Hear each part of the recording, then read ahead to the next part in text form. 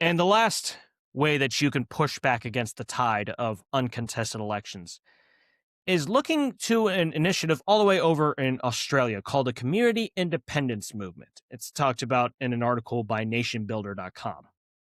So, trying to give the basic rundown of it, it was driven by individuals who felt that their system in Australia wasn't working for them or that they weren't being represented by their member of parliament who faces little serious opposition. In Australia, they're one of those countries that has a parliament as opposed to a Congress like we do. Even though they operate somewhat similarly, there are a lot of key differences. But this movement organizes into what are called voice groups. And these voice groups aren't expressly started to find a candidate, but they conduct a listening tour. These organized groups of community members that are focused on real listening, actually trying to understand what is important to people, what makes their community special.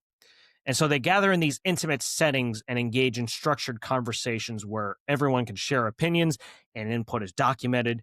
And so these discussions are analyzed and made into a report to reflect the community's needs and goals.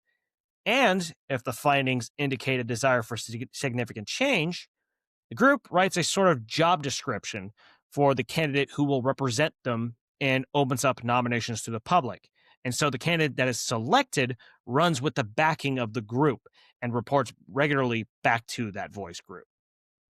And so, according to nationbuilder.com, these groups in Australia have had some decent success in electing candidates in 2019 and 2022.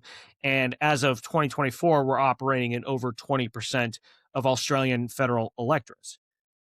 Perhaps this Australian initiative could be used in the United States, and the United States could use a similar kind of movement.